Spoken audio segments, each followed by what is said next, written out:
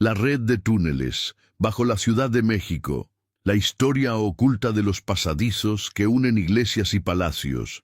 La primera vez que Lucía vio el boquete en el muro del sótano, pensó que era solo otra de esas grietas que se abrían y cerraban con cada temblor en el centro histórico.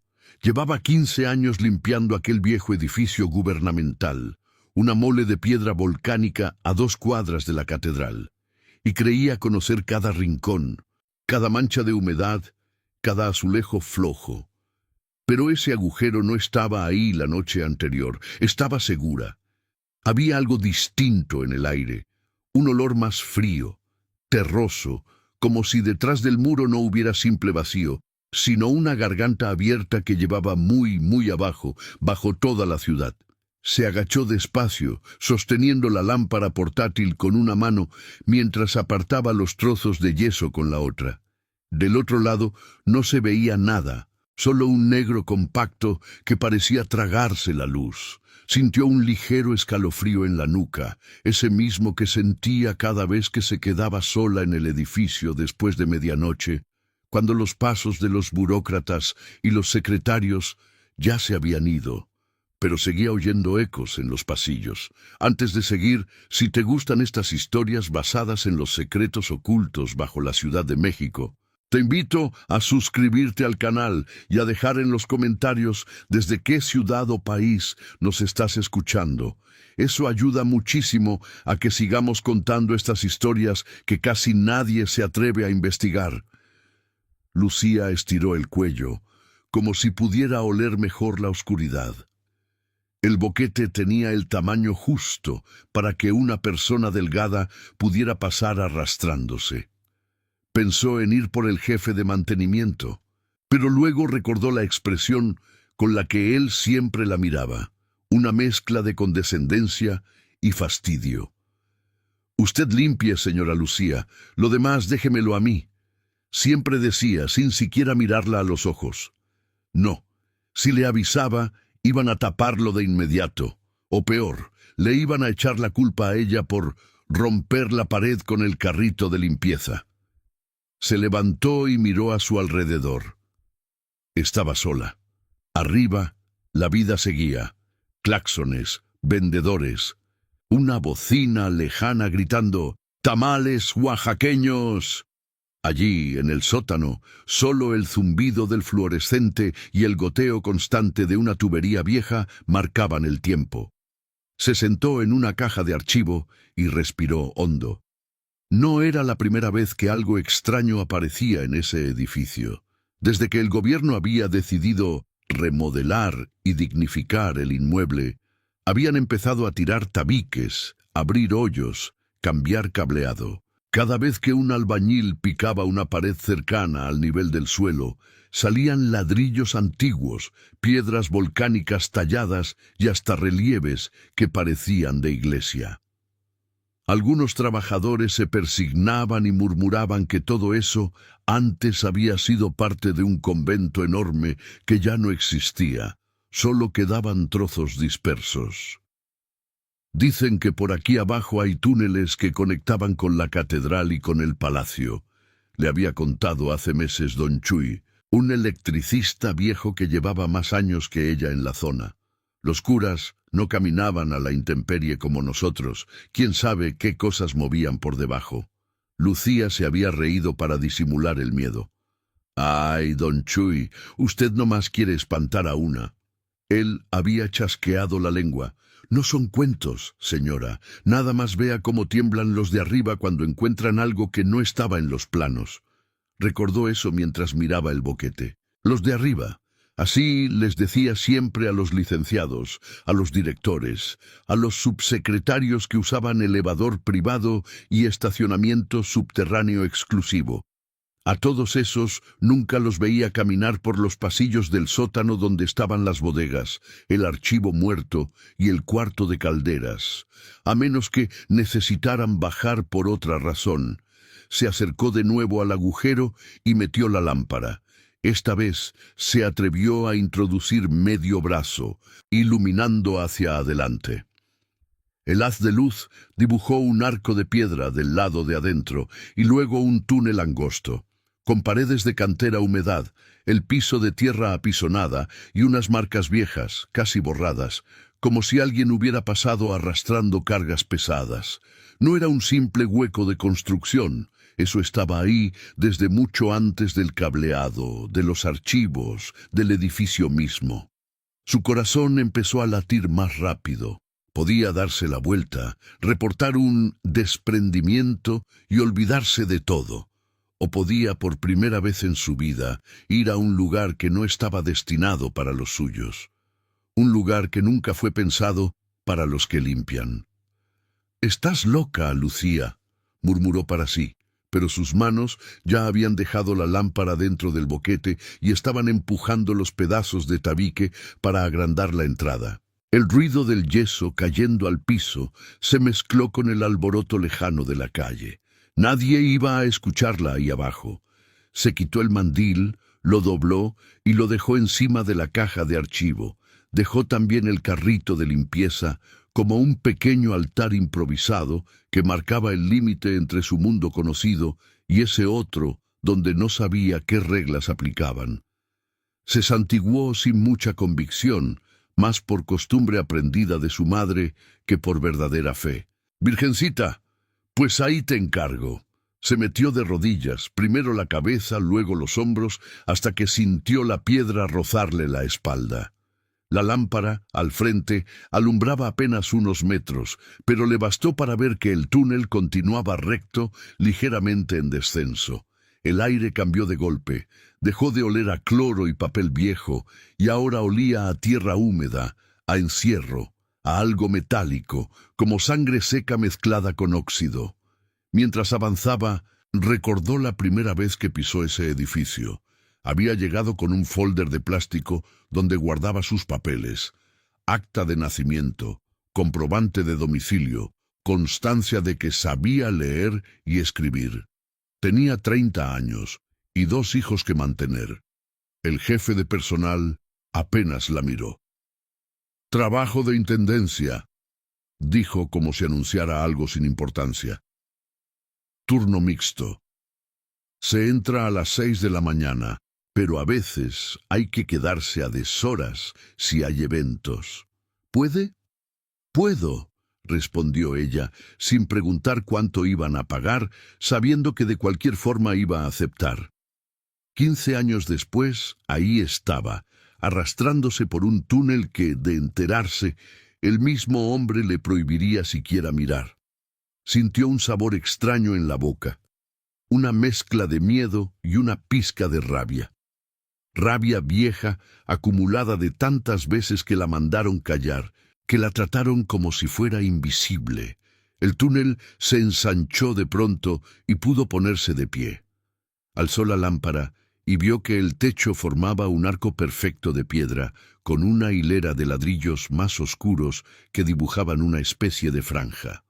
Había nichos en las paredes, algunos vacíos, otros llenos de polvo y telarañas. En el suelo, huellas recientes marcadas en el barro seco. Botas grandes, tal vez de gente de obra o de seguridad. Lucía tragó saliva. «Esto no está tan abandonado como parece», pensó. Un ruido leve, como el eco de una puerta lejana, la hizo girar la lámpara hacia atrás. Nada. Solo el boquete por donde había entrado, ahora muy pequeño, un rectángulo de luz amarillenta que parecía quedar cada vez más lejos. Se preguntó si alguien más sabía de ese túnel. Recordó que unos días antes había escuchado a 2 guardias hablar en voz baja junto al montacargas. «Nos dijeron que de ese lado no dejemos pasar a nadie, que solo cuando venga el licenciado con los ingenieros». «¿Cuál licenciado?» «Ya sabes, el de patrimonio, el de traje azul, el que trae carros con placas del gobierno federal». «Ese mero». Lucía no había querido escuchar más. Estaba acostumbrada a ser la sombra que recoge los vasos de café vacíos mientras los demás hablan de cosas importantes. Pero ahora las piezas empezaban a encajar. El licenciado de traje azul, los ingenieros, las remodelaciones y ese túnel justo detrás de una pared donde nunca antes necesitaban picar. Siguió caminando. El piso empezaba a inclinarse aún más, descendiendo bajo el nivel de los cimientos. El ruido de la ciudad se había apagado por completo. Lo único que escuchaba era su propia respiración y de vez en cuando un goteo que rebotaba en las paredes. Se detuvo frente a una encrucijada. El túnel se bifurcaba en dos. Hacia la izquierda, un ligero soplo de aire más frío, como si hubiera una salida lejana. Hacia la derecha, el olor se volvía más rancio, denso, y alcanzó a distinguir algo en el suelo. Un trozo de plástico amarillo, de esos que usan en las cintas de prohibido el paso. Lo levantó. Tenía impreso el escudo de una dependencia gubernamental que había visto muchas veces en los documentos que limpiaba en las oficinas de arriba. «¿Qué están haciendo aquí abajo?», susurró, como si alguien pudiera responderle. Guardó el plástico en la bolsa de su pantalón, sintiendo que acababa de recoger una prueba. Eligió el camino de la derecha, empujada más por la curiosidad que por el instinto de supervivencia. Cada paso la alejaba más de la idea de que podía regresar y fingir que nada de eso existía. Tras unos minutos, el túnel desembocó en una especie de cámara más amplia. Allí había restos clarísimos de actividad reciente. Cascos de seguridad tirados, colillas de cigarro, latas de refresco, una lámpara de obra rota en una esquina. La pared del fondo estaba parcialmente derribada, revelando otro espacio, más antiguo, donde las piedras estaban talladas con motivos religiosos, cruces, flores, una especie de escudo con una corona. Esto era parte de algo de la iglesia, pensó, recordando las palabras de Don Chuy sobre los conventos. Se acercó al muro y pasó los dedos por una cruz tallada. La piedra estaba fría, casi helada. De pronto, la luz de su lámpara resbaló hacia abajo y Lucía contuvo un grito. En la base del muro, semiocultos por costales de cemento y tablas de madera, había varios escalones que descendían hacia una abertura aún más oscura. Sobre uno de los escalones, alguien había dejado un folder manila húmedo en las orillas. Lucía lo tomó con manos temblorosas. Era el tipo de folder que ella misma limpiaba cada noche en los escritorios de los directores. Lo abrió con cuidado. Adentro, empapados y manchados, había planos. Dibujos a tinta, algunos viejos, otros más recientes, con sellos de varias dependencias. Casi todos tenían líneas que parecían raíces extendiéndose bajo el centro histórico, túneles que unían edificios señalados con nombres que ella conocía de oídas: palacio, arzobispado, tribunal. En uno de los planos, un trazo rojo destacaba sobre los demás. Empezaba justamente en el edificio donde ella trabajaba y se extendía en varios ramales como una telaraña. Junto a uno de los ramales había una anotación a mano en tinta azul: acceso restringido, reunión confidencial. Lucía sintió que el estómago se le encogía. «No es solo historia», murmuró. «Lo siguen usando». Un sonido la sobresaltó. Pasos a lo lejos, amortiguados pero inconfundibles. Varios, no uno solo. Voces masculinas hablando en eco, acercándose por el túnel que había dejado atrás.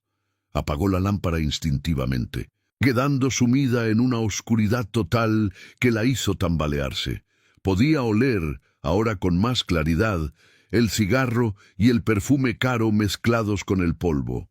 «Le dije que era mejor bajar por aquí, licenciado. Nadie nos ve», dijo una voz grave, distorsionada por el eco. «Más le vale que esto valga la pena», respondió otra, más fría, con ese tono de mando que Lucía reconocía. No sabía el nombre, pero conocía bien ese timbre. Era el tipo de voz que jamás le decía «buenos días» a la gente de limpieza. El corazón le golpeaba en las costillas. A tientas se pegó a la pared, sosteniendo el folder contra el pecho, sabiendo que cualquier movimiento brusco delataría su posición. Los pasos se acercaban, el eco subía y bajaba, como si los túneles mismos respiraran junto con esos hombres que descendían hacia un lugar donde, hasta esa noche, ella nunca debió haber estado. Lucía contuvo la respiración hasta que sintió que los pulmones le ardían. Los pasos se hicieron más claros, el eco rebotando en las paredes como si el túnel multiplicara cada sonido. Podía distinguir ahora al menos 3 voces, quizá 4. Una risa seca resonó primero, luego el chasquido de un encendedor y el olor inmediato del cigarro recién prendido se mezcló con la humedad del subsuelo. Ella se hizo aún más pequeña contra la piedra, hundiendo el rostro en la oscuridad, apretando el folder contra el pecho como si así pudiera volverlo invisible. «Aquí es donde se abren los ramales, licenciado», dijo la voz grave que había escuchado antes. «De este lado llegamos al edificio que le comenté, del otro, al claustro viejo».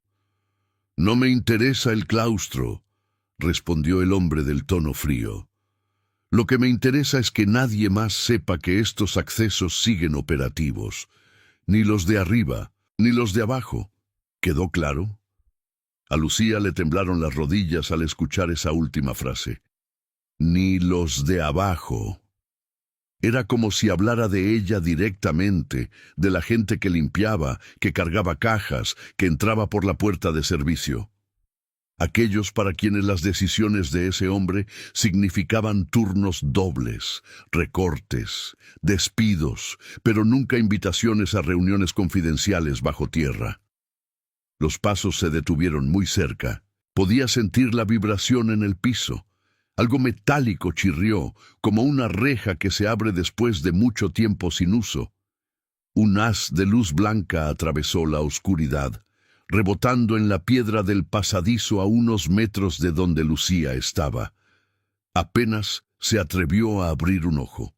Vio sombras recortadas contra la luz, siluetas de hombres con cascos de obra y trajes caros, una combinación que nunca veía en horario de oficina. «Ya tapamos el hueco que se abrió en el sótano, jefe», dijo otra voz, más joven, nerviosa. «Pusimos unos tabiques y mañana los albañiles lo dejan como nuevo. La señora de limpieza ni se enteró». Lucía sintió un golpe helado en el estómago. Estaban hablando de su sótano, de su muro, de su boquete y de ella, la señora de limpieza, como si fuera un mueble, un dato menor. «Más les vale», respondió el licenciado, «porque si alguien se mete donde no debe, nos puede costar la chamba a todos, y a algunos, algo más que la chamba». Hubo un silencio pesado, un carraspeo incómodo. «De todos modos, aquí no entra nadie, licenciado», intentó justificarse otro. «La mayoría ni sabe que esto existe».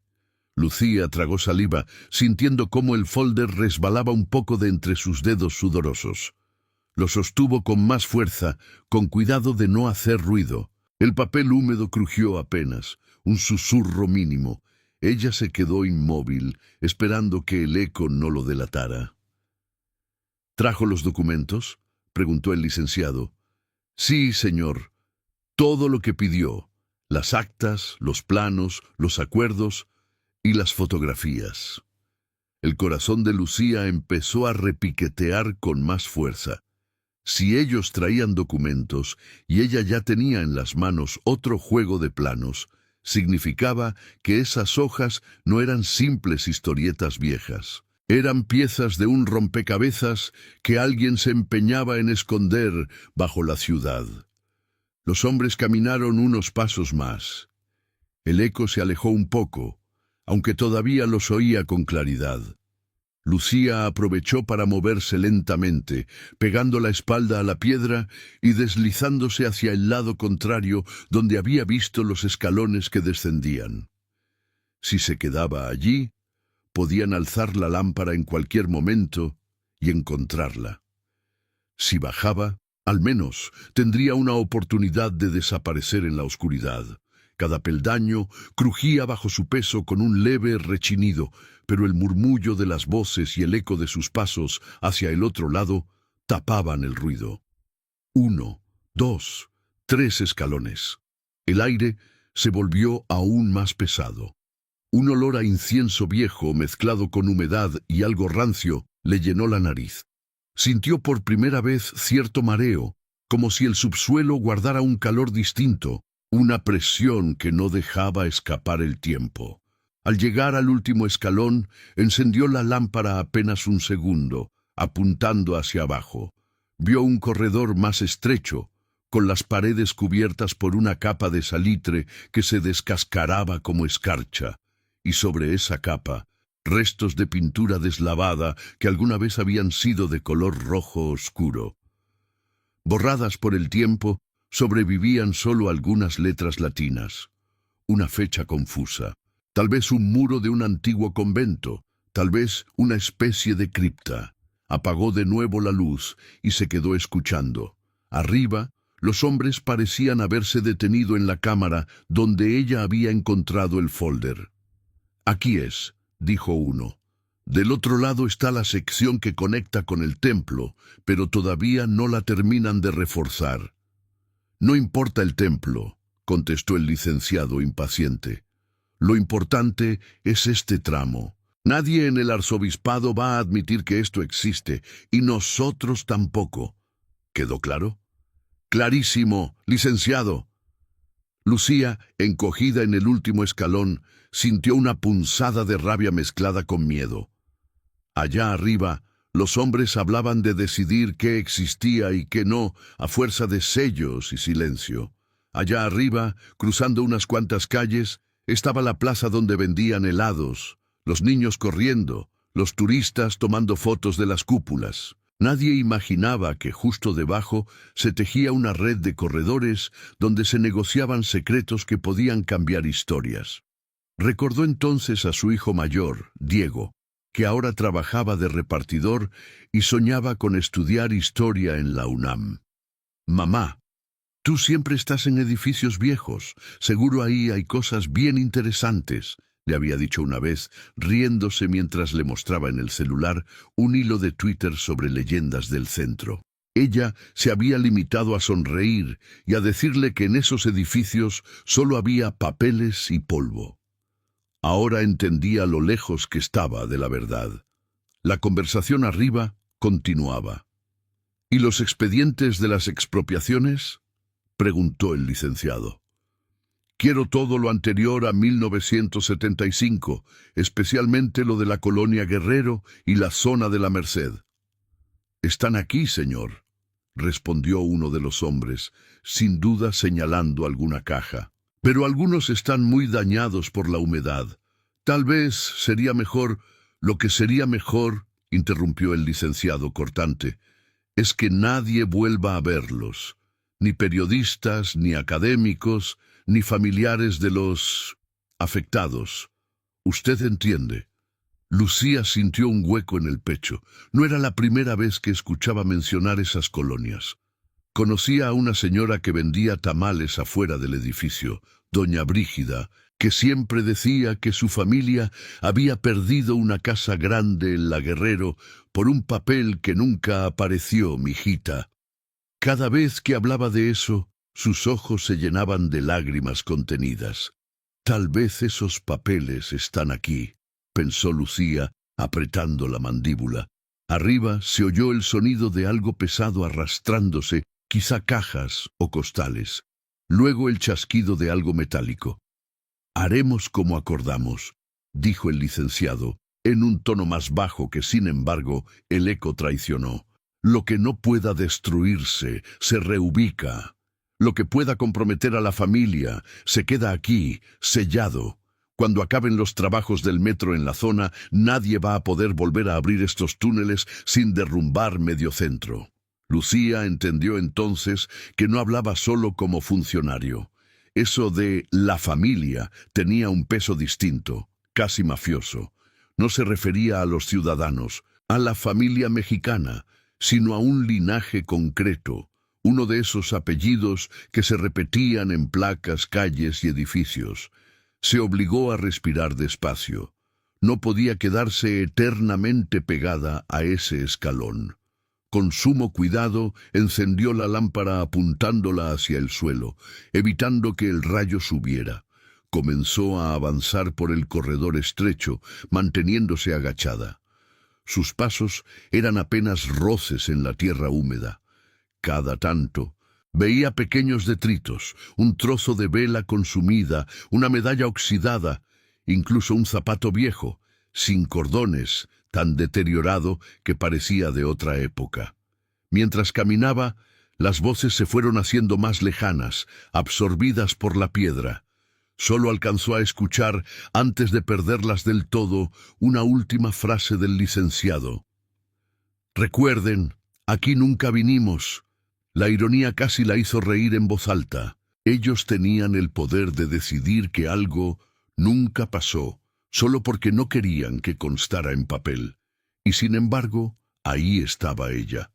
Una mujer que ganaba apenas lo justo para la renta y la comida, convertida de pronto en la única testigo involuntaria de esa reunión clandestina. El corredor terminó en una pequeña puerta de madera, tan baja que Lucía tuvo que inclinarse casi por completo para verla. El marco estaba medio hundido en la pared de piedra, y sobre la madera había restos de pintura blanca y un número borroso. Empujó con cuidado. La madera se resistió al principio, pero luego cedió con un gemido largo. El aire del otro lado era más frío y olía a humedad vieja, sí, pero también a algo más familiar. Cera de piso, desinfectante barato, un toque leve de café recalentado. Lucía abrió un poco más la puerta, levantó la lámpara y se quedó sin aliento. Frente a ella, un tramo de escalera subía hacia otro sótano distinto, más moderno. Paredes de bloc pintadas de gris claro, un foco desnudo colgando del techo. En la parte superior de la escalera, una reja metálica estaba entreabierta. Junto a la reja distinguió un carrito de limpieza con una cubeta amarilla y trapeadores recién enjuagados. Reconoció ese modelo de carrito. Lo había visto 1000 veces. No era del edificio donde trabajaba, sino de otro inmueble oficial a 2 calles, uno que hasta hacía poco había pertenecido a una orden religiosa y que ahora era sede de oficinas culturales. Se lo había comentado su amiga Norma, que hacía el aseo allí. «Está bonito, pero da cosa», le había dicho Norma una tarde que se encontraron comprando cloro en el mercado. A veces se oyen pasos donde no hay nadie, y dicen que antes todo esto estaba conectado con túneles hasta la catedral. Imagínate. Lucía tragó saliva y subió un peldaño, luego otro. Cada paso era un puente entre 2 mundos que se suponía que nunca debían tocarse. El de los pasillos de mármol y los túneles de piedra húmeda, el de las secretarías y el de las criptas olvidadas. Al llegar a la reja, escuchó a lo lejos un radio encendido con música grupera bajita. Se asomó. No había nadie visible. El carrito de limpieza estaba estacionado frente a una puerta de metal con un letrero plastificado. Archivo histórico. Acceso restringido. «No puede ser», susurró. Empujó la reja con sigilo y salió al pasillo. Estaba en otro sótano, de otro edificio, pero el olor, las luces parpadeantes, los letreros de prohibido fumar, le resultaban inquietantemente familiares. El corazón le latía con fuerza, no solo por el miedo a ser descubierta, sino por la magnitud del descubrimiento. Acababa de atravesar, en minutos, un trayecto que en la superficie requería salir a la calle, rodear 2 manzanas y pasar por revisiones de seguridad distintas. Volvió la mirada hacia la puerta de la que acababa de emerger. Por dentro no tenía ningún letrero. Solo era una puertita baja, casi ridícula, en medio de un muro sin ventanas. Cualquiera pensaría que era un closet de materiales en desuso. Nadie imaginaría que detrás se extendía un conducto subterráneo que conectaba dependencias, templos y palacios. Si hay un túnel entre mi edificio y este, pensó, ¿cuántos más habrá? ¿Cuántos caminos secretos bajo los pies de todos, usados para mover papeles, personas, decisiones, sin que nadie lo sepa? Un ruido a su izquierda la hizo sobresaltarse. Una figura dobló la esquina, empujando otro carrito de limpieza. Era una mujer de su edad, con el cabello recogido en una coleta apretada y el uniforme verde claro que usaban en ese inmueble. Lucía la reconoció al instante. ¿Norma?, preguntó en un susurro incrédulo. La otra mujer se detuvo en seco, abriendo mucho los ojos. «Lucía, ¿qué haces aquí?», miró alrededor nerviosa. «¿Por dónde entraste? Aquí solo dejan pasar con gafete, y tú trabajas en el de la esquina, ¿no?». Lucía dudó un segundo. Podía inventar cualquier excusa, decir que venía a buscar a un jefe, que se había equivocado de puerta. Pero el temblor en su voz la delataría. Además, si alguien podía entender lo que ella acababa de ver, era otra mujer como ella. Otra que pasaba horas limpiando superficies detrás de las cuales otros escondían decisiones importantes. «Norma», dijo al fin, bajando aún más la voz. «Necesito que no grites. Te juro que no estoy loca, pero acabo de cruzar por un túnel desde mi edificio hasta aquí». Norma frunció el ceño soltando el trapeador. Sus ojos volaron hacia la pequeña puerta baja a la espalda de Lucía y luego regresaron a ella. «No abras esa puerta», susurró con un miedo que no intentó disimular. «Nos dijeron que ese cuarto está clausurado desde hace años, que si metemos la nariz ahí, nos corren». Lucía la miró fijamente. Sintió que, por primera vez en mucho tiempo, tenía algo más grande que el miedo de perder el trabajo. Tenía la sensación de sostener en las manos una hebra que, si se tiraba con cuidado, podía desenredar nudos viejos que habían ahogado a mucha gente. «Norma», dijo, con un hilo de voz, «lo que está clausurado no es un cuarto, es todo un camino. Y no solo entre estos dos edificios. Hay planos, nombres, documentos. Están usando los túneles para esconder cosas que la gente allá arriba lleva décadas buscando». Norma palideció. «Lucía, bájale la voz, por favor», susurró mirando hacia la cámara de seguridad del pasillo, un ojo negro y brillante en la esquina.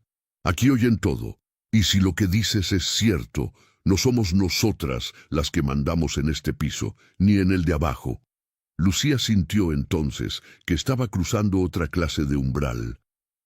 No un boquete en la pared, sino la línea invisible entre ser parte del engranaje silencioso y convertirse en alguien que, aunque nadie lo supiera, podía poner en jaque a quienes se creían intocables. Y supo que, a partir de ese momento, cualquier decisión que tomara, hablar, callar, investigar, huir, podía cambiar no solo su vida, sino la de muchos que llevaban años preguntándose por qué la historia oficial nunca coincidía con lo que sus abuelos les habían contado.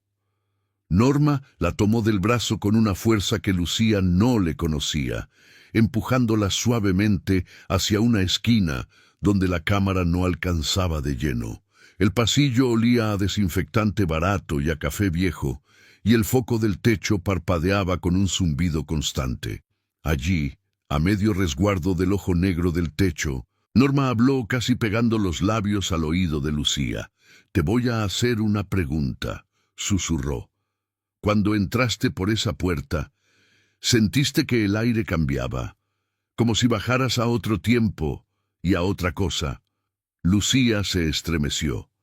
Esa era exactamente la sensación que llevaba cargando desde el primer paso bajo el muro derrumbado. «Sí», respondió. «Es como si la ciudad fuera otra allá abajo, como si siguieras caminando por el mismo lugar, pero más viejo, más sucio de secretos».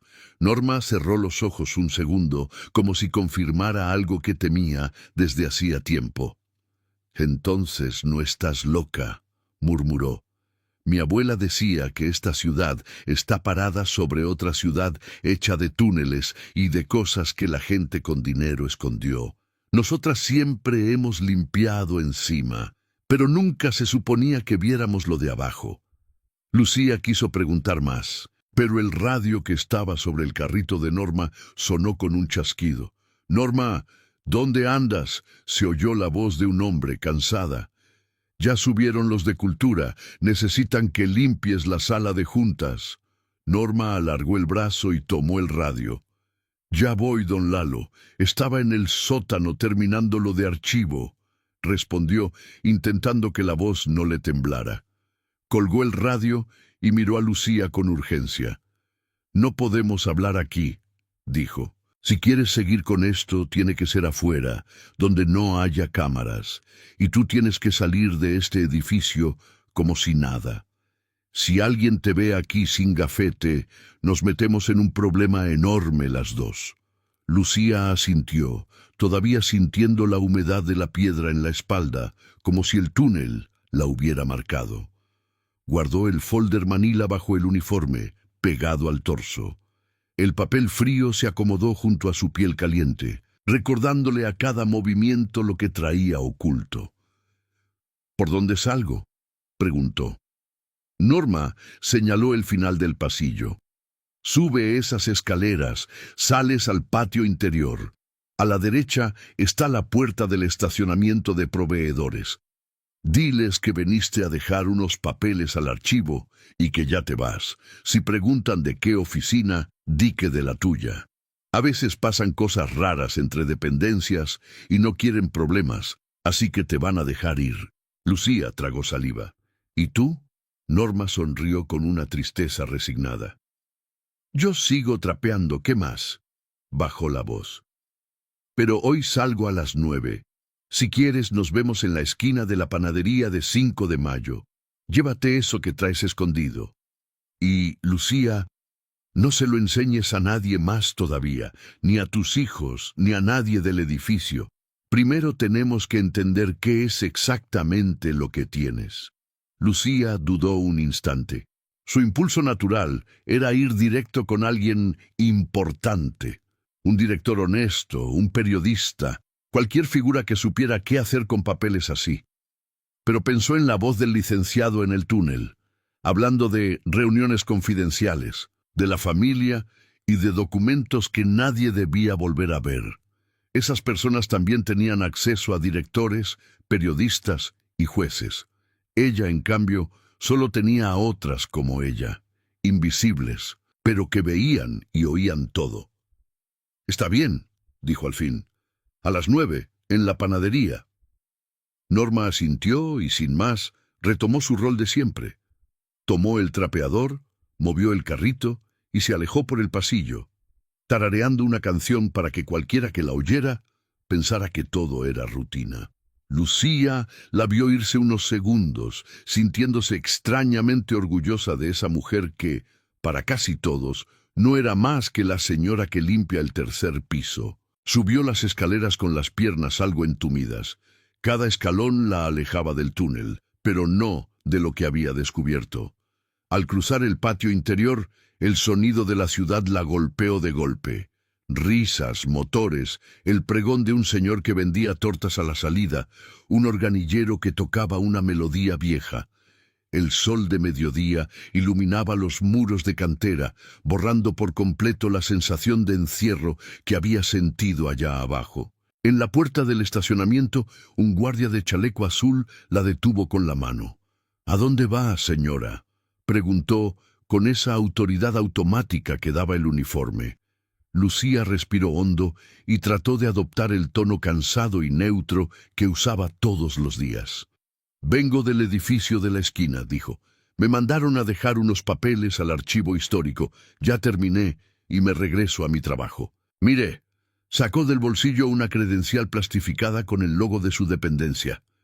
«Yo soy de Intendencia allá». El guardia tomó la credencial. La revisó apenas. «Ajá. Sí, las de Intendencia andan para todos lados», murmuró con media sonrisa. Nomás no se tarde, porque luego a mí me echan la bronca si se les pierde alguien. No se preocupe, joven, yo nada más salgo a la calle y me cruzo, respondió ella, inclinando ligeramente la cabeza. El hombre le devolvió la credencial y se hizo a un lado. Lucía cruzó la reja y al sentir la acera bajo sus pies, tuvo por primera vez la certeza de que lo que había hecho no tenía marcha atrás. Caminó entre la gente, mezclándose con oficinistas, turistas y vendedores, con el folder sudando bajo el uniforme.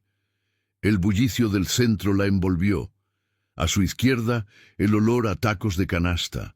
A su derecha, un puesto de dulces de tamarindo. Más adelante, la esquina donde siempre se paraba doña Brígida con su olla de tamales. Ahí estaba la olla humeante, la señora con su mandil floreado y su voz ronca. «¡Buenos días, comadre!», gritó doña Brígida al verla. «¿Hoy sí va a querer de rajas o va a salir corriendo como siempre?».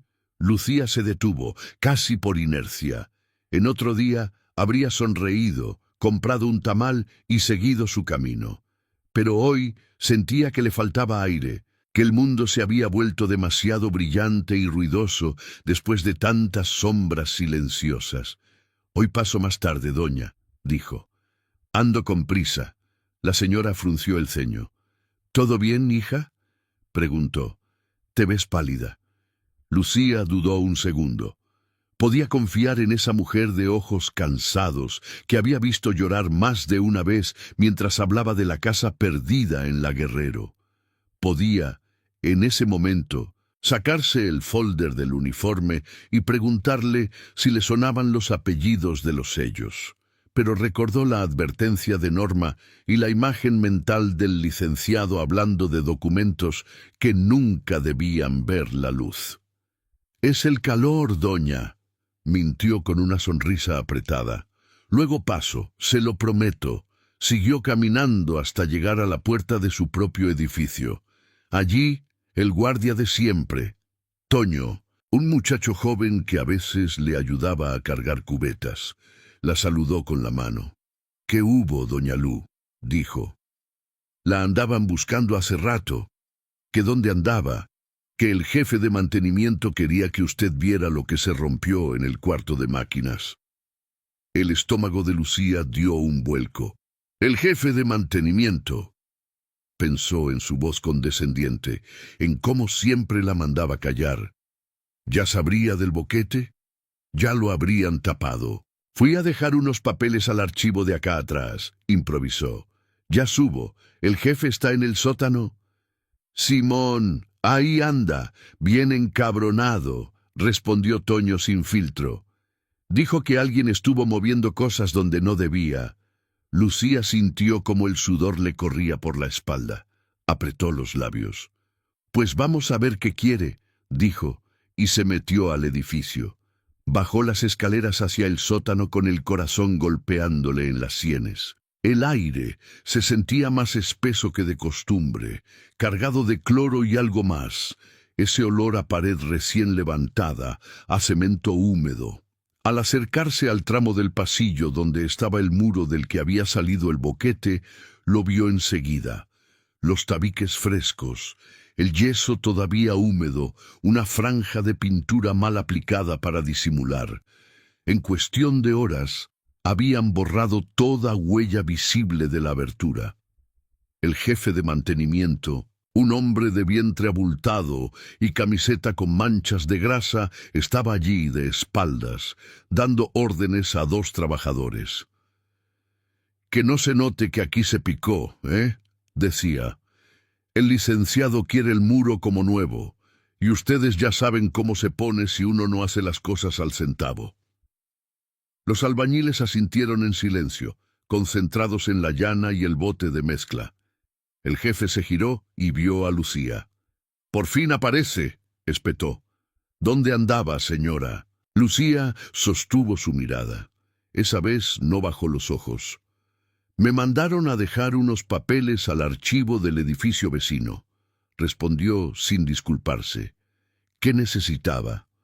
El hombre la midió de arriba abajo, quizá molesto de no verla encogerse como de costumbre. «Que me ayude a limpiar todo esto», dijo, señalando el piso lleno de polvo y pedazos de tabique. «Y que tenga cuidado con el carrito. No quiero que me vuelva a pegar en la pared, porque luego se zafan los ladrillos. Este muro es viejo, ya no aguanta golpes». Lucía sintió que la acusación flotaba en el aire, insinuada pero no dicha. Se quedó callada unos segundos. Luego habló con una calma que ni ella sabía de dónde sacaba. «Mi carrito nunca ha pegado ahí, jefe», respondió. «Yo cuido por donde paso. Si el muro se zafó, ha de ser por las obras que ha habido últimamente, no por la limpieza». Los albañiles se miraron de reojo, divertidos de ver a la señora de Intendencia contestar. El jefe frunció los labios. «Mire, señora», dijo bajando la voz, «este no es momento para ponerse digna. Usted haga su trabajo y ya. Hay cosas que no nos toca preguntar, si me entiende». Lucía sostuvo su mirada un segundo más. En esa frase, «no nos toca preguntar», estaba resumida toda una vida de silencios obligados. Se tragó la respuesta que quería darle y asintió apenas. «Como usted diga, jefe». Tomó la escoba y empezó a barrer en silencio. Cada palada de polvo levantaba una nube fina que le irritaba la garganta. Bajo el uniforme, el folder manila seguía pegado a su piel, recordándole que, por primera vez, había algo que sí le tocaba a ella, aunque nadie se lo hubiera pedido. Mientras barría, su mente viajaba al encuentro de las 9 de la noche. Imaginó a Norma en la panadería, con su sudadera sobre el uniforme para disimularlo, esperando entre el olor a pan dulce y café. Imaginó la mesa de plástico, las tazas, y entre ambas, los planos desplegados, los sellos, los nombres. Esa imagen le trajo otra, más lejana, la de su padre, sentado en la mesa de la cocina de la casa de Iztapalapa, leyendo un periódico ajado. «Aquí dice que van a hacer otra línea del metro», había dicho una vez cuando ella era niña, «que van a escarbar por todo el centro. ¿Quién sabe qué cosas van a sacar de ahí abajo?». Su madre, lavando trastes, había respondido sin mirar: «Lo que saquen, lo van a volver a enterrar, pero ahora con otros nombres». Lucía no había entendido del todo esa frase en su momento. Hoy, el eco de esas palabras resonaba junto al murmullo del cemento cayendo en la llana. Terminó de barrer y trapeó con agua limpia, viendo cómo el polvo se disolvía en la cubeta hasta volverse una sopa gris. Cuando por fin se quedó sola un instante, se acercó discretamente al muro nuevo. Puso la mano sobre la pintura húmeda. Estaba fría, inerte, como una máscara recién colocada sobre un rostro que aún respiraba por debajo. «Yo sé que estás ahí», pensó en silencio, dirigiéndose al túnel oculto. «No te pudieron borrar tan fácil». Le dieron las 4, las 5, las 6 de la tarde. Lucía siguió con su rutina. Baños, pasillos, oficinas.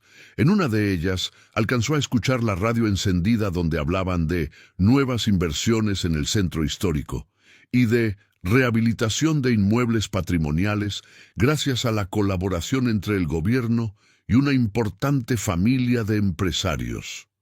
No mencionaban nombres, solo sonreían con voz, como si el locutor también trajera un traje caro. A las 8:30, Lucía marcó su salida en la checadora y se cambió los zapatos por unos tenis más cómodos. Guardó el uniforme en una bolsa de plástico, pero dejó la parte de arriba puesta para no llamar demasiado la atención. El folder, doblado con cuidado, iba en una mochila vieja que usaba para cargar su lonchera. Salió a la calle y el aire nocturno la golpeó con un frescor agradecido. Las luces del centro titilaban y los turistas empezaban a dispersarse. Caminó hacia la panadería de 5 de Mayo, esa con vitrinas iluminadas donde siempre había un olor dulzón que se escapaba a la banqueta. Al llegar, la vio. Norma estaba sentada en una mesa de plástico junto a la ventana, con una taza de café delante y las manos entrelazadas, mirando la puerta cada pocos segundos. Llevaba una chamarra de mezclilla sobre el uniforme y el cabello suelto, como si eso bastara para borrar las 10 horas de trabajo que traía encima. Lucía entró. El sonido de una cumbia suave llenaba el local, mezclado con las voces de un par de estudiantes que reían cerca del mostrador. «Pensé que no ibas a venir», dijo Norma en cuanto la vio con un suspiro de alivio. «Yo también», respondió Lucía sentándose frente a ella. «Pero aquí estoy». Pidió un café de olla y un pan dulce, más por dar la apariencia de normalidad que por hambre. Una vez que la mesera se alejó, sacó despacio la carpeta de la mochila y la puso sobre la mesa, entre ambas. «Esto estaba en el túnel», explicó en voz baja. «Son planos y documentos. No pude ver todo con calma, pero sé que hay nombres, sellos y rutas marcadas en rojo». Norma la miró con una mezcla de miedo y fascinación. «Ábrelo», dijo.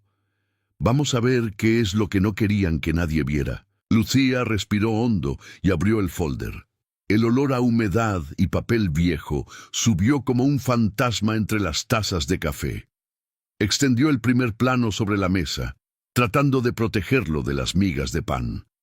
Las líneas negras dibujaban el centro histórico como un cuerpo visto desde dentro. Calles, manzanas, plazas. Pero debajo, en tinta más tenue, había una red de líneas que se cruzaban, se bifurcaban y volvían a juntarse. «Mira», señaló Lucía, «aquí está nuestro edificio, y este debe de ser el tuyo». Norma siguió con el dedo el trazo rojo que los unía. «Y este otro va hacia...» Sus ojos se abrieron al leer una anotación al lado de una pequeña cruz. «Antiguo arzobispado». «Lucía, esto conecta con la iglesia grande, la que sale en todas las fotos». «Eso no es todo», dijo Lucía pasando al siguiente documento. Era una lista mecanografiada, con sellos de varias dependencias. Al lado de cada número de expediente, un breve resumen: reubicación forzosa de familias en la colonia Guerrero, expropiación por causa de utilidad pública en La Merced, pérdida de escrituras originales, se procede a... Muchos expedientes tenían, a mano, una anotación en tinta azul: trasladar a archivo subterráneo, no disponible a consulta pública. Norma leyó en silencio, mordiéndose el labio. «Mi abuela siempre decía que les habían cambiado los papeles», susurró, «que un día fueron a preguntar y les dijeron que el expediente se había perdido, que ya no había nada que hacer. Y ahora veo esto». Lucía pasó la página. Encontró un documento más reciente, en papel bond blanco, con un membrete moderno. Era un memorándum interno dirigido a una lista de funcionarios cuyos nombres estaban parcialmente tachados con marcatextos. El asunto decía: uso discreto de accesos subterráneos durante obras de rehabilitación. Se recuerda a los presentes que los accesos identificados en los planos anexos constituyen patrimonio histórico sensible. Su divulgación podría afectar la imagen de las instituciones involucradas. Se recomienda limitar su conocimiento al personal estrictamente necesario, leyó Lucía en voz baja. En caso de hallazgos documentales relacionados con procesos de expropiación, reubicación o desaparición de personas durante las décadas de 1960 y 1970, se solicita informar de inmediato a esta oficina para determinar el resguardo adecuado del material. Norma levantó la vista. «Desaparición de personas», repitió. «Eso ya no es solo casas ni escrituras». Lucía sintió que se le erizaba la piel. Recordó los nombres de las colonias que había oído toda su vida asociadas a historias tristes: Guerrero, Tlatelolco, La Merced. Recordó los murmullos en las filas del mercado, las medias frases: «A tu tío se lo llevaron y nunca supimos». A la vecina la sacaron de su casa de noche. Dijeron que era por el progreso. Norma dijo con la voz apenas más alta que un suspiro. Esto no son leyendas, es la prueba de que lo que la gente ha contado siempre es verdad, y que lo metieron bajo la tierra para que nadie lo encontrara. La amiga se recargó en la silla, mirando el plano extendido. Afuera, la gente pasaba sin mirarlas, cargando bolsas, mochilas, niños.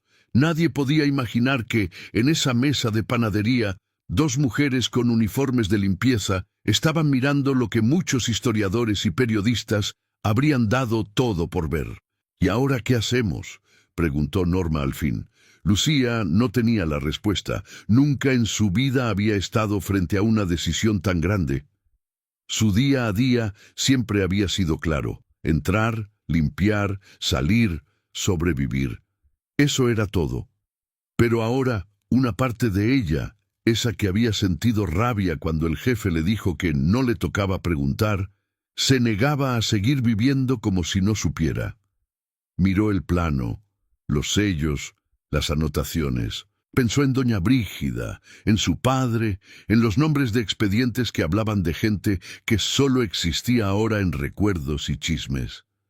Pensó también en los hombres del túnel, en la voz fría del licenciado que podía acabar con un papel con una sola orden. Lo primero, dijo despacio, es entender hasta dónde llega esto. No podemos ir con cualquiera y decir: miren, hay túneles bajo la ciudad y documentos escondidos. Nos van a tratar de locas, o algo peor. Norma asintió. Conozco a alguien, dijo tras pensarlo. Un chavo que estudió conmigo la prepa. Ahora anda en la universidad. Dice que está metido en cosas de archivos y memoria histórica. Viene a veces a comprar pan y siempre se queja de que no lo dejan entrar a ver ciertos documentos. A lo mejor él puede decirnos qué tanto vale lo que tenemos. Lucía la miró, midiendo el riesgo. ¿Confías en él? Norma apretó los labios. Más que en los de saco y corbata, eso seguro, respondió. Y si nos quiere ver la cara, pues, nosotras también sabemos guardar secretos. No somos cualquier cosa. Lucía sonrió por primera vez en todo el día. Había algo poderoso en escuchar a otra mujer como ella decir: no somos cualquier cosa, con esa firmeza. Entonces búscalo, dijo. Pero que sea en un lugar donde no se nos acerque nadie de más. Y mientras tanto, dobló los papeles con cuidado y los guardó de nuevo en la carpeta. Esto se va conmigo. Ni al trabajo ni a mi casa se queda a la vista.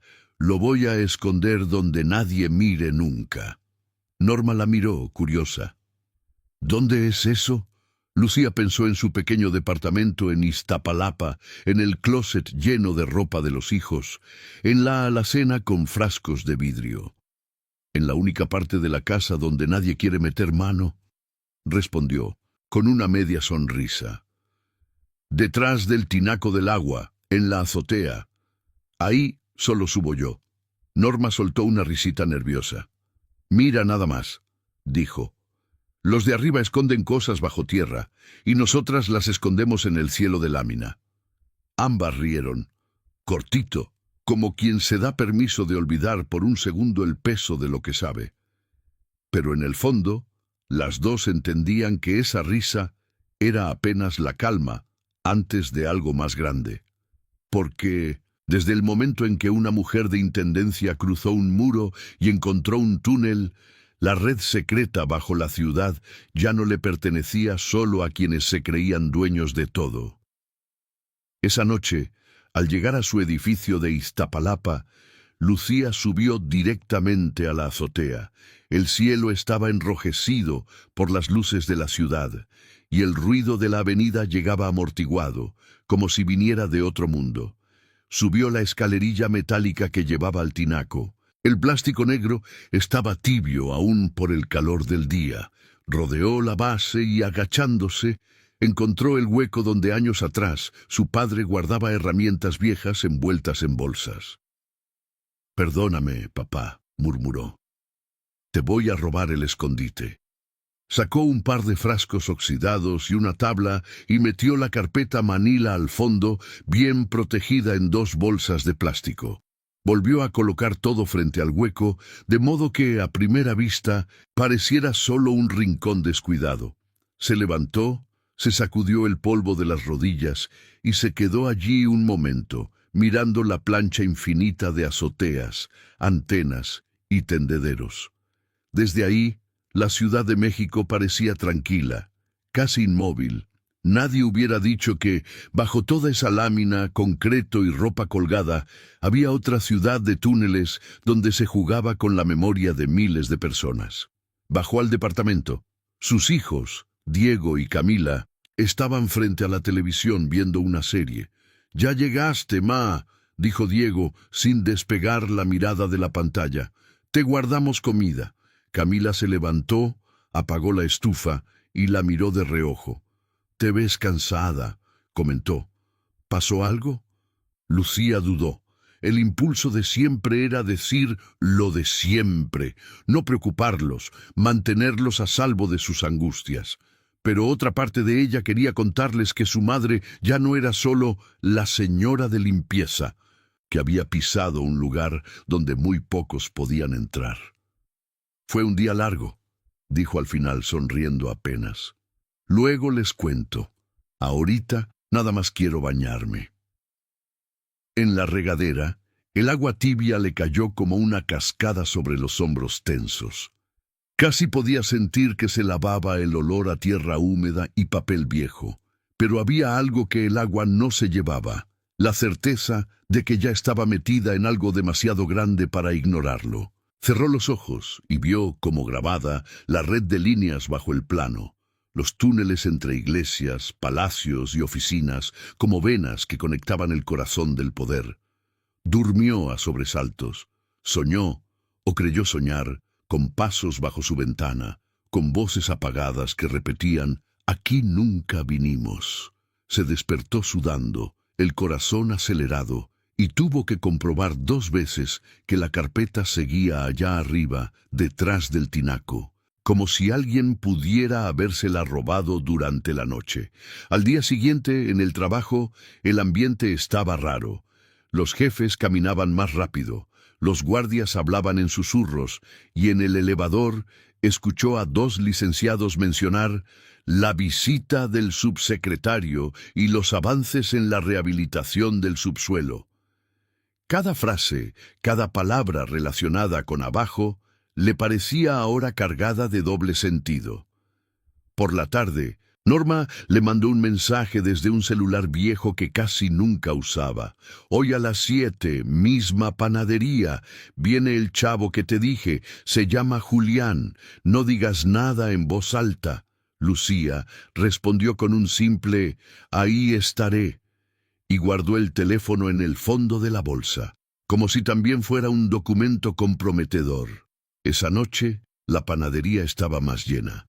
Un grupo de turistas se refugiaba del frío con chocolate caliente, y una pareja discutía en voz baja en la esquina. Norma ya estaba sentada, y frente a ella había un joven de lentes gruesos, mochila cargada y barba incipiente. Tenía el gesto ansioso de quien siempre está buscando algo que no encuentra en las superficies. «Lucía, él es Julián», presentó Norma. «Y Julián, ella es mi amiga de la que te hablé, la que trabaja en el otro edificio». Él tendió la mano, nervioso. «Mucho gusto, señora», dijo. «Norma me contó algo, pero quiero que usted me diga con sus propias palabras. No quiero malentender nada». Lucía lo miró un instante, tratando de decidir si podía confiar. Había visto muchas veces a gente de universidad entrar y salir de los edificios con aire importante, y no todos le inspiraban respeto. Pero Julián no parecía uno de esos estudiantes que se tomaban selfies con las placas conmemorativas. Tenía ojeras profundas y las manos manchadas de tinta, como si pasara más tiempo entre libros que en redes sociales. «No soy señora, soy Lucía», aclaró por instinto. «Y lo único que sé es que hay un túnel debajo del edificio donde trabajo. Lo crucé. y encontré documentos que hablaban de cosas que la gente lleva años diciendo y que ustedes, los que estudian, casi nunca pueden probar. Julián se inclinó un poco hacia adelante. ¿Túneles como los del metro o...? Preguntó. No, respondió ella. Más viejos, de piedra con cruces talladas. Conectan mi edificio con el de Norma, y con más lugares, según los planos. La palabra planos hizo que los ojos de Julián brillaran. ¿Puedo verlos?, preguntó conteniendo la emoción. Lucía miró a Norma. La amiga asintió con un leve gesto. Lucía sacó de la mochila la carpeta, todavía envuelta en bolsas, y la colocó en la mesa. Julián la abrió con una delicadeza reverencial, como si estuviera tocando una reliquia. Sus pupilas se movían rápido, saltando de un sello a otro, de un trazo a una anotación. Esto es enorme, murmuró. Aquí hay sellos de la Secretaría de Gobernación, del antiguo arzobispado, de la Dirección de Obras, y estas rutas. Se señaló una línea gruesa que atravesaba el plano. Esto coincide con teorías que muchos hemos tenido sobre pasadizos entre la catedral, el palacio y otros edificios. Pero nunca habíamos visto algo tan claro. Pasó a los listados mecanografiados. Expedientes de expropiaciones, reubicaciones forzadas, hasta menciones de desaparecidos. Su voz tembló un poco. Y mira estas anotaciones. Trasladar a archivo subterráneo, no disponible a consulta pública. Es prácticamente una confesión de encubrimiento, levantó la vista. Señora Lucía, corrigió. ¿Usted entiende lo que tiene aquí? Empiezo a entenderlo, respondió ella. Pero sé que yo sola no puedo hacer nada con esto. Julián se frotó la frente. Si esto sale a la luz, van a arder los archivos, literal y figuradamente. Hay familias que llevan décadas pidiendo acceso a estos expedientes. Organizaciones enteras que han buscado rutas como estas. Pero también, miró alrededor, bajando aún más la voz, también hay gente muy poderosa que va a hacer todo lo posible para que nada de esto se conozca. Norma intervino. Por eso te llamamos, dijo. Nosotras sabemos limpiar pisos, baños, oficinas. Vemos cosas, oímos cosas, pero no entendemos todos los papeles como ustedes. Tú sí.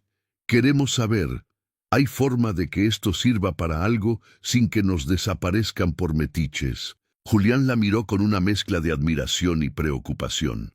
Si me permiten hablar con franqueza, dijo. No hay forma de que esto se use sin riesgo. Pero también sé que, si se quedan calladas, quienes llevan décadas escondiendo esto, van a seguir haciéndolo. Yo colaboro con un colectivo que trabaja temas de memoria y archivos. No somos famosos, pero somos tercos. Podríamos escanear estos documentos, hacer copias digitales, guardarlas en servidores fuera del país, publicar fragmentos poco a poco, cruzarlos con testimonios. No sería un escándalo de la noche a la mañana, pero sería una gotera constante en el muro. Lucía apretó las manos sobre la mesa. La palabra desaparecer le dolía en el cuerpo. Pero también lo hacían las historias de gente que nunca había tenido la oportunidad de decir, aquí está el papel que prueba lo que nos hicieron. Si yo le entrego esto, preguntó mirando fijo a Julián, ¿qué garantía tengo de que no lo va a guardar en un cajón y ya? ¿De que no va a salir corriendo a venderlo a algún periodista famoso y nos deje a nosotras con el problema? Julián sostuvo su mirada. Ninguna, respondió con honestidad. No puedo darle garantías escritas ni juramentos que la protejan de todo. Lo único que puedo darle es mi palabra. Mi trabajo y algo que usted seguramente ha visto pocas veces allá arriba, la disposición de escuchar a quienes nunca escuchan. Si yo uso estos documentos, será para que la gente como su amiga de los tamales, como sus vecinos, como ustedes, tengan pruebas en la mano. No para que salgan mi nombre y mi foto en los periódicos. Norma, Lo observó atentamente. A ver, Julián, dijo, te voy a hacer una pregunta. Si mañana viene alguien de saco y corbata, te ofrece un buen puesto, lanza un proyecto muy bonito de rescate de memoria histórica y te dice que le entregues todo esto a cambio de firmar un contrato, ¿qué haces? Él pensó un par de segundos. Les pido a ustedes que estén presentes cuando hable con esa persona, respondió, porque estos papeles no son míos, son de todas las personas que sufrieron lo que aquí se describe, y ustedes hoy son sus representantes, les guste o no. Si alguien quiere negociar, tendrá que verlo con ustedes también. Hubo un silencio. El murmullo de la panadería siguió, ajeno, pero en esa mesa algo se estaba decidiendo. Lucía miró a Norma. La amiga asintió apenas. Entonces, Lucía respiró hondo y habló. No te vamos a dar todo, no todavía. Vamos a hacer copias, como dices. Una parte te la llevas tú, otra la guardo yo, otra la guarda Norma. Si pasa algo con cualquiera de nosotros, las demás siguen. Y si algún día alguien te ofrece rescatarnos a cambio de callar, acuérdate de que no somos invisibles, no para ti. Los ojos de Julián se llenaron de un brillo que no era solo emoción académica. Trato hecho, dijo, extendiendo la mano. Los tres se dieron la mano sobre la carpeta como si sellaran un pacto silencioso. No había testigos oficiales, ni notario, ni firmas en papel membretado. Solo tres personas que, desde lugares distintos, decidían tirar de la misma hebra. Las semanas siguientes fueron un juego peligroso de rutina y clandestinidad. De día, Lucía seguía trapeando pasillos, limpiando baños y recogiendo vasos de café de escritorios donde se hablaba de cosas importantes. Saludaba a sus jefes con el mismo buenos días de siempre y respondía con calma a las frases de gracias, señora, ¿qué haríamos sin usted? De noche, en cambio, se reunía con Norma y Julián en distintos cafés y puestos de comida, siempre cambiando de lugar.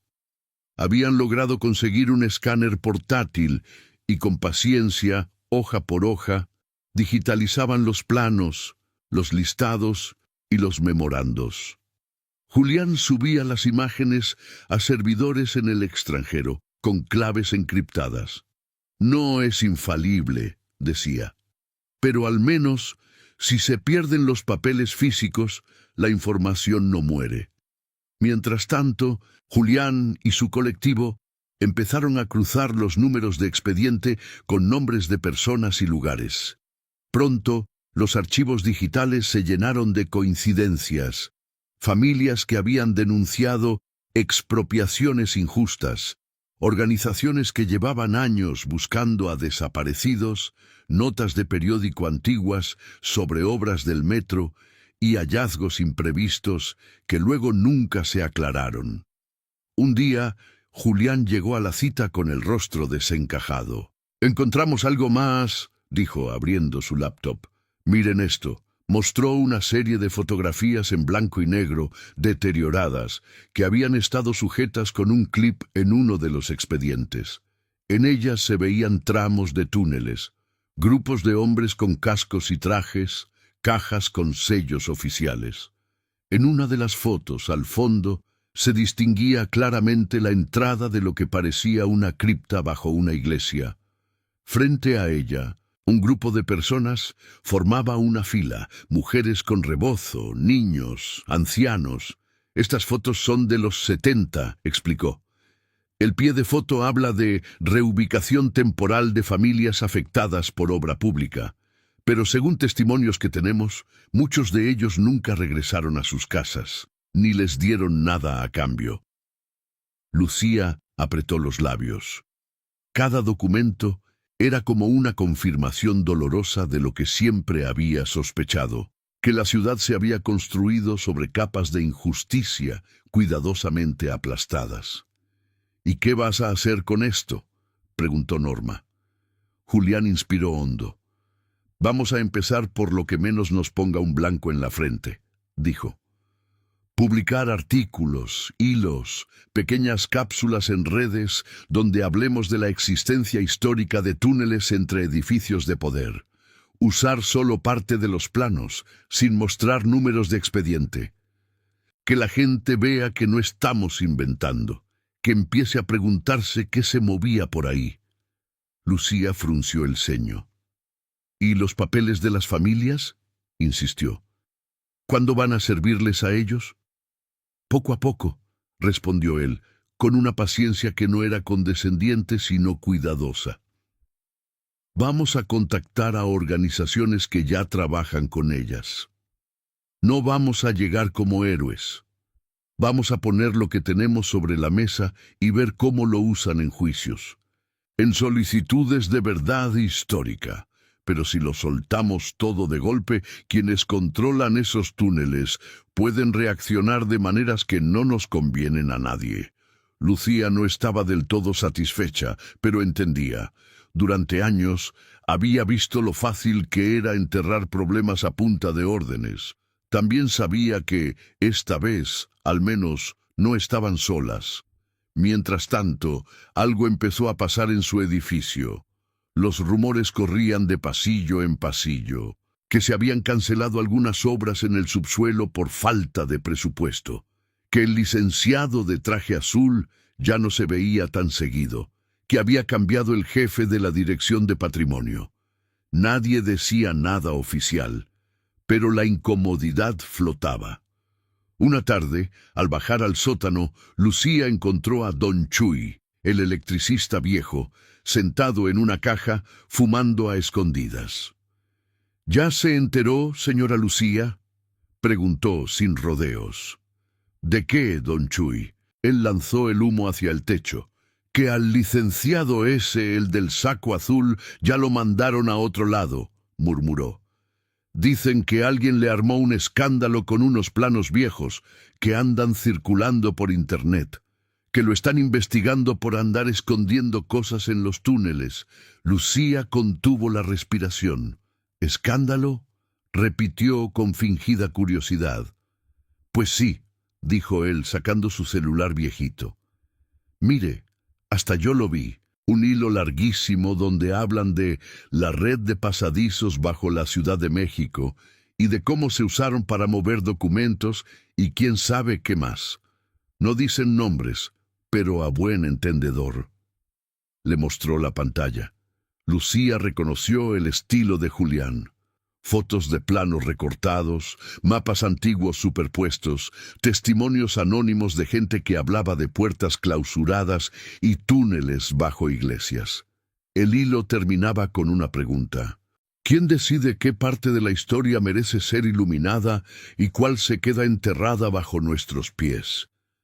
La gente anda bien alborotada, siguió don Chuy. Hasta vinieron unos reporteros a preguntar por aquí, querían pasar al sótano, pero no los dejaron. De todas formas, ya ve cómo son. Cuando algo les conviene, cierran puertas. Lucía sonrió para sí. Las puertas podían cerrarse, sí.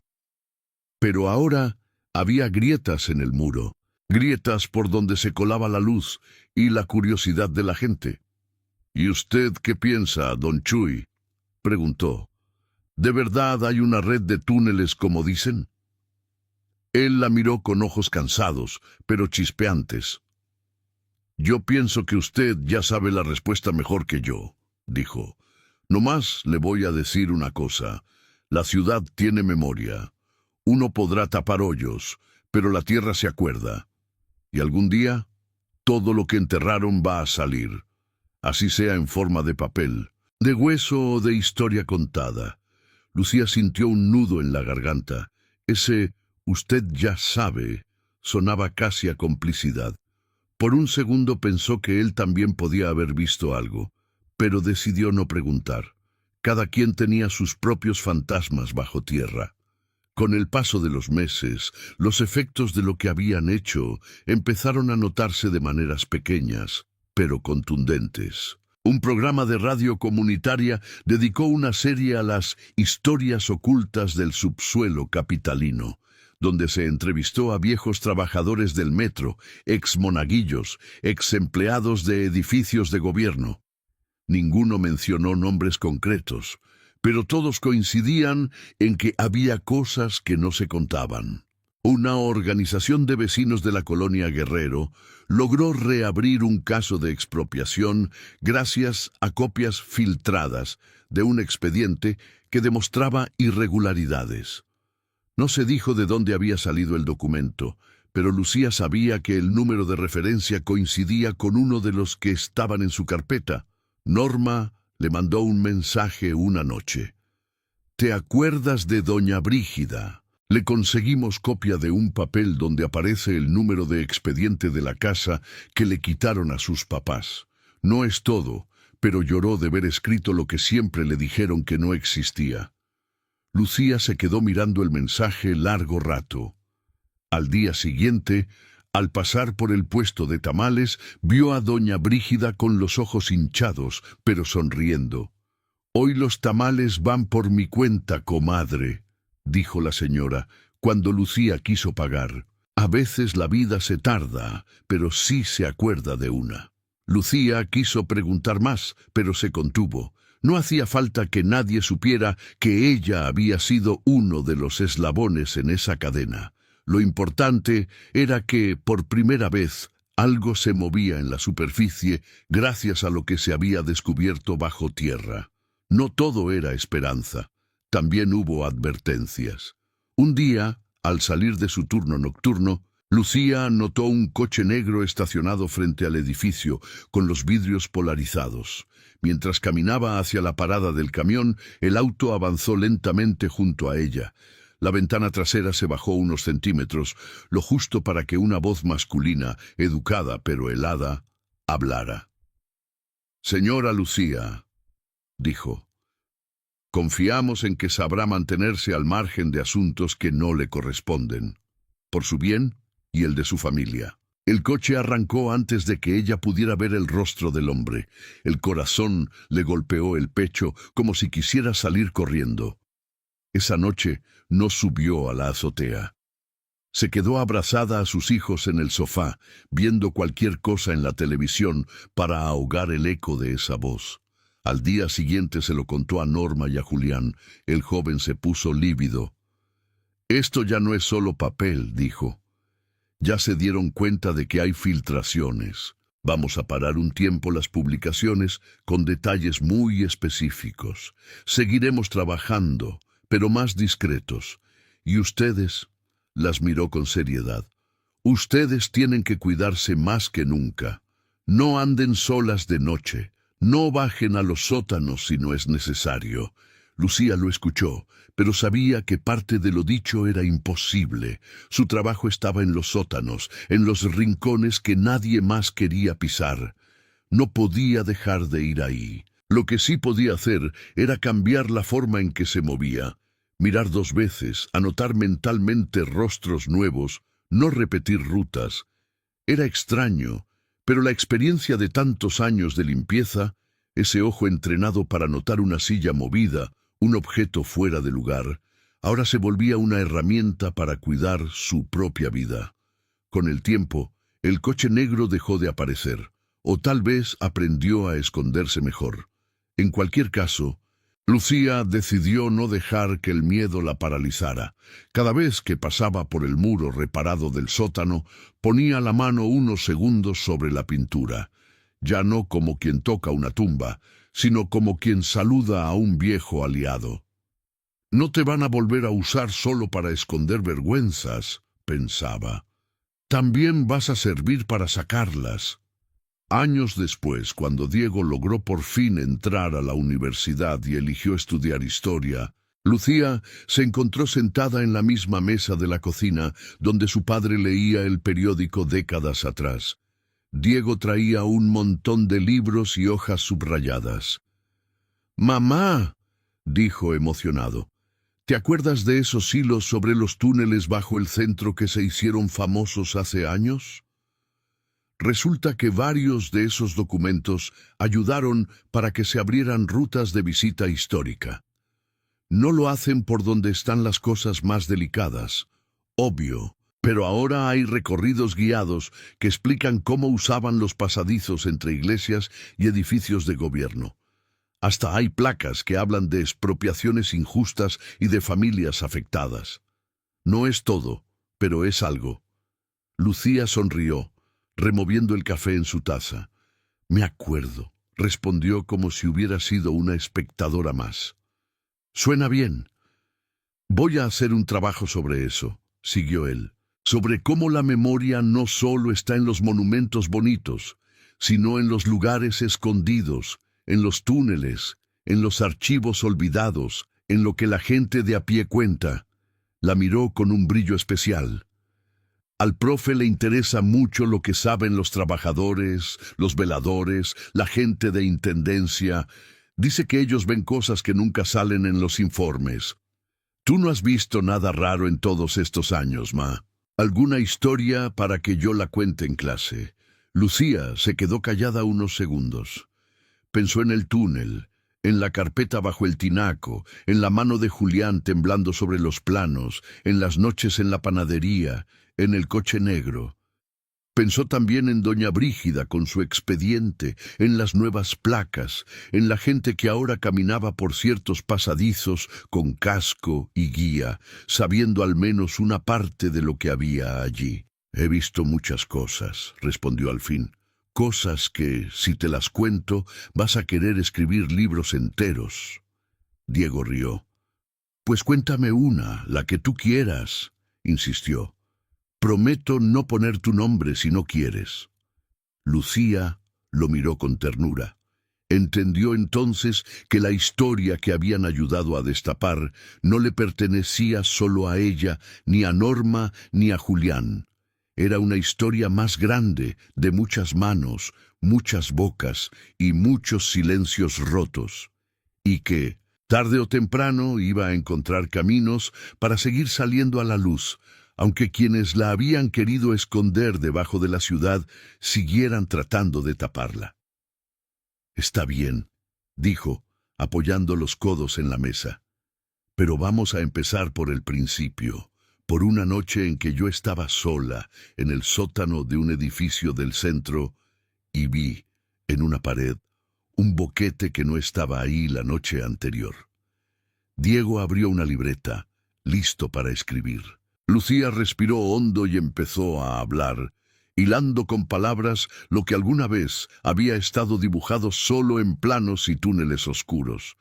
Mientras su voz llenaba la cocina, la ciudad seguía viva allá afuera, con sus ruidos y sus luces. Y debajo de todo, la red de pasadizos seguía allí, muda pero testigo. La diferencia era que ahora ya no eran solo los poderosos quienes sabían de su existencia. También lo sabían las manos que trapeaban sus entradas, los ojos que limpiaban sus placas, las voces que, por generaciones, habían sido mandadas a callar. Y en ese cruce silencioso entre el mundo de arriba y el de abajo, entre los palacios y las azoteas, la historia de Lucía encontraba por fin su lugar, no como un secreto vergonzoso, sino como una lección viva de que a veces quienes menos cuentan para el sistema son quienes sostienen las llaves de la memoria que puede cambiarlo.